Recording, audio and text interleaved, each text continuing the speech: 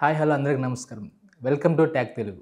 ఇప్పుడు మనం ఎక్కడ చూసినా సరే కరుంగలిమాల కరుంగలిమాల కరుంగలిమాల. అసలు ఏంటి కరుంగలిమాల? ఈ కరుంగలిమాలకి అన్ని పవర్స్ ఉన్నాయా? ఈ కరుంగలిమాల వేసుకుంటే మనలో నిజంగా చేంజెస్ వస్తాయా? అసలు ఈ కరుంగలిమాల ఎక్కడ తయారైంది, దీని పుట్టుపూర్వత్వాలు ఏంది అనేవి ఈరోజు మనం తెలుసుకున్నాం. అసలు ఈ కరుంగలిమాల అనేది నల్ల చేవమాన్ చెట్టు నుంచి తయారవుతుంది. ఈ నల్ల చేవమాన్ చెట్టు అనేది మనకి తమిళనాడులోని సిరిమలై అడవుల్లో దొరుకుతుంది. ఈ తమిళనాడులోని సిరిమలై అడవులకి సమీప ప్రాంతంలోనే ఎన్నో ఏళ్ళ నుంచి బాగా పేరు పొందిన ఒక ఆలయం ఉంది. ఆ ఆలయమే పాతాళ శంభు మురుగన్. ఇదేంటి మురుగన్ అంటే సుబ్రహ్మణ్య స్వామి కదా, సుబ్రహ్మణ్య స్వామి అంటే మనకి కొండ మీదగా వెలిచేది, మీరు పాతాళ శంభు అని చెప్తున్నారని చెప్పి మీరు అనుకోవచ్చు. కానీ మన సుబ్రహ్మణ్య స్వామి ఎక్కడ పడ్డా, ప్రపంచం ఎక్కడ చూసినా కానీ ఆయన కొండ మీద వెలిసి మనం దర్శనమిస్తూ ఉంటాడు. ఈ ఒక్క ప్లేస్లో మాత్రమే మనకి పాతాళంలో వెలిసి భక్తులకు దర్శనమిస్తున్నాడు. ఈ పాతాళ శంభుమురుగన్ అనే టెంపుల్ని చోళ మహారాజు స్థాపించారనమాట. పాతాళ శంభుమురుగన్కి ఈ పేరు ఎలా వచ్చిందంటే, సుబ్రహ్మణ్యేశ్వర స్వామి ఇక్కడ మనకు పాతాళంలో భక్తులు దర్శనమిస్తూ ఉంటారు. అట్లాగే విగ్రహాన్ని తయారు చేసేటప్పుడు అందులో ఉన్న లోహాన్ని రాగితో తయారు చేశారనమాట. మనకు తమిళంలో రాగిని శంభు అంటారు. ఆ విధంగా ఇక్కడ పాతాళ శంభుమురుగన్ అని చెప్పి పేరు వచ్చిందనమాట. ఇదేంటి మీరు ఆయనకు స్వయం అని చెప్పారు కదా, మీరేమో చోళ మహారాజు స్థాపించని చెప్తున్నారని మీకు డౌట్ రావచ్చు. కొన్ని వందల ఏళ్ల క్రితం చోళ మహారాజు తన ఆస్థానంలోని పండితులతో సమీక్ష చేపించి కొన్ని లోహాల సమూహాన్ని జత చేసి ఎలక్ట్రోమాగ్నెటిక్ ఫీల్డ్ని క్రియేట్ చేసి ఒక విగ్రహాన్ని తయారు చేశాడు. ఆ విగ్రహం తయారైన తరువాత దాన్ని ప్రదర్శించడానికి ఒక అనువైన ప్రదేశం కోసం ఆ పండితులతోటి వివిధ ప్రాంతాలలో సమీక్ష చేయించారనమాట. పరిసర ప్రాంత భూభాగంలో ఒక 16 అడుగుల లోపల ఒక సొరంగం కనబడుతుంది అనమాట. ఆ సొరంగం అనేది ఒక స్వయంగా వస్తుంది అనమాట. అంటే దాన్ని ఎవరు క్రియేట్ చేయలేదు, దాని తర్వాత అదే క్రియేట్ అయి ఉంటుంది. ఆ గుహని ఈ పండితులందరూ వీక్షించి స్థాపించారనమాట. స్థాపించిన తర్వాత వీళ్ళు అనుకున్న దానికంటే ఎక్కువగా, అంటే కొన్ని రేడియేషన్స్లో ఇంత వేవ్స్ వస్తుందని చెప్పి వాళ్ళు ఒక ఎస్టిమేషన్ వేసుకున్నారు. అక్కడ చూస్తే ఆ విగ్రహం నుంచి వీళ్ళు అనుకున్న దానికి డబుల్ ట్రిపుల్ ఇంకా ఊహించినంతకన్నా ఎక్కువగా ఆ వేవ్స్ అనేవి వస్తున్నాయి అన్నమాట. ఇక ఈ ఆలయ పరిసర ప్రాంతాల్లో దొరికే మొక్కే నల్ల చేవమాన్ మొక్క. ఈ మొక్కను ఉపయోగించే మనకి కరుంగలిమాల అని చెప్పేసి ఇస్తున్నారు. ఈ కరుంగలిమాలని ఉన్న వాళ్ళు తయారు చేసి 40 days అంటే ఒక మండలం పాటు అక్కడ సుబ్రహ్మణ్య స్వామి దగ్గర పూజ చేసి ఆ వేవ్స్ని, ఆ యొక్క పవర్ని అందులోకి అబ్జర్వ్ అయ్యేలాగా చూసి ఆ తర్వాత బయటికి వచ్చే భక్తులకి వాళ్ళకి అందిస్తూ ఉంటారు అనమాట. సో ఆ విధంగా ఈ కరుంగలిమాలకి ఒక ప్రత్యేకత అనేది దాల్చుకుంది.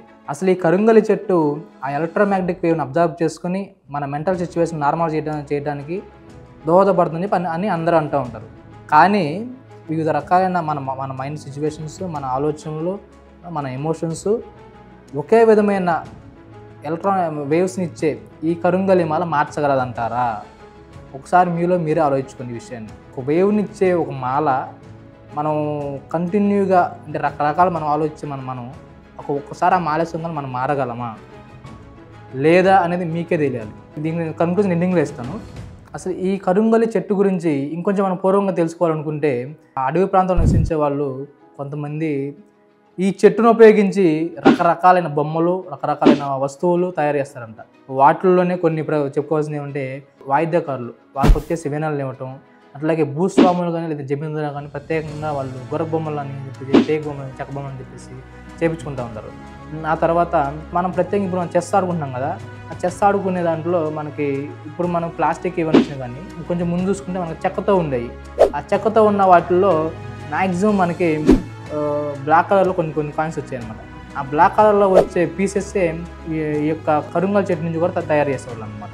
అట్లాగే ఇంకొంచెం పూర్వంలోకి వెళ్తే ఈ యొక్క ఈజిప్ట్లోని మహారాజు మహారాణి చనిపోతే వాళ్ళకి శవాలను పెట్టడానికి ఒక పెట్టెలను తయారు చేసేవాళ్ళు. ఆ పెట్టెలను కూడా ఈ యొక్క చెట్టుతోనే తయారు చేసేవాళ్ళు అని చెప్పి అంటారు.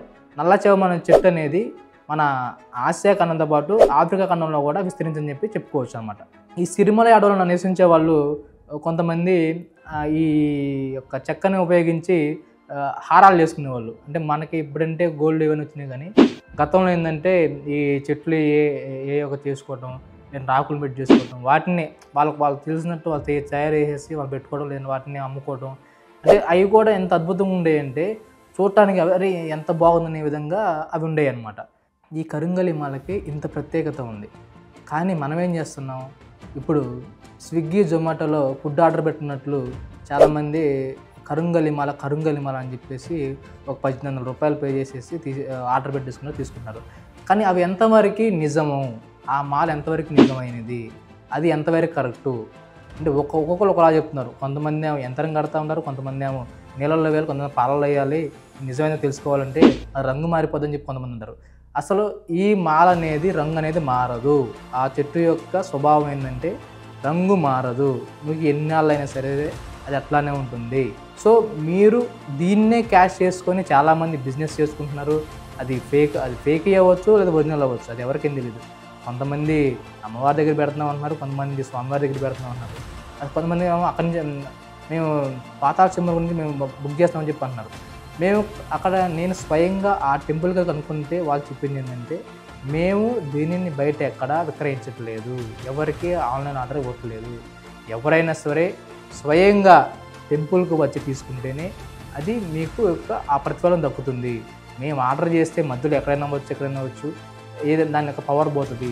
సో మీరు టెంపుల్కి వచ్చి ఆ స్వామిని దర్శనం చేసుకొని ఇక్కడే తీసుకోవాల్సిందే, మేము ఎక్కడ బయట ఎక్కడ విక్రయించట్లేదని చెప్పి వాళ్ళు ఖరాఖని చెప్పేశారు. సో దీన్ని బట్టి మీరు అర్థం చేసుకోవచ్చు, బయట వచ్చే మాల్లో ఫేకా ఒరిజినల్ అనేది మీకే తెలియాలి. కానీ ఇక్కడ విషయం ఏంటంటే మన దేశంలోనే చాలామంది ముస్లిం సోదరులు వాళ్ళ యొక్క పాజిటివ్ ఫ్రీక్వెన్సీ కోసం దేశాలు దాటి వెళ్తుంటే మన క్రైస్తవ మిత్రులు జీసస్ నడిచిన జెరూసలేం వెళ్తున్నారు. కానీ మనం మాత్రం వెళ్ళకుండా ఇక్కడే ఉంటున్నాం. ఈ మాలని తీసుకుంటారు, ఆన్లైన్ తీసుకుంటారు, బాగానే ఉంటుంది, వేసుకుంటారు.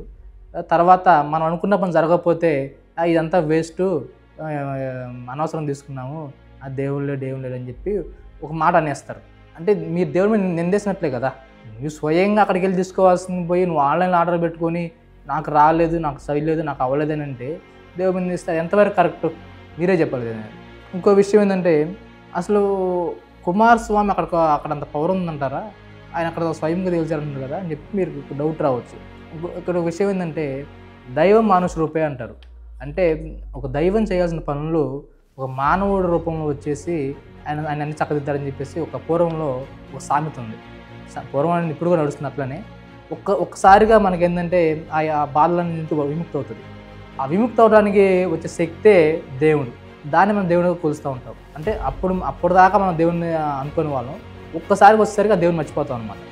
అసలు అక్కడ సుబ్రహ్మణ్యేశ్వర స్వామి స్వయముగా వెలిసారా లేదా అనే దానికి ప్రత్యేక నిదర్శనం ఏంటంటే ఆ చోళ మహారాజుకి ఒక ఎలక్ట్రోమాగ్నెటిక్ విగ్రహం వేవ్స్ వచ్చి విగ్రహం తయారు చేయాలని ఒక ఆలోచన రావటమే మొదటిది. రెండోది వచ్చేసి వాళ్ళ చుట్టుపక్కల పరిసర ప్రాంతాల్లో గుహ కోసం వెతుకుతూ ఉంటుంటే స్వయంభుగా 16 అడుగుల లోపల భూభాగంలో ఒక గుహ ఉన్నట్లు తెలిసిందంటే దానికి ప్రత్యేక నిదర్శనం సుబ్రహ్మణ్యేశ్వర స్వామి. ఆ స్వామి అనుకున్నారు కాబట్టే ఆ రకంగా ఆయనతోటి ఆ విగ్రహం చేయించారు. ఆ స్వరంగం అనేది ఏర్పడింది. సో దైవం ఉన్నట్లు నిదర్శనం ఇంతకన్నా మనకు ఎక్కువ అవసరం లేదు.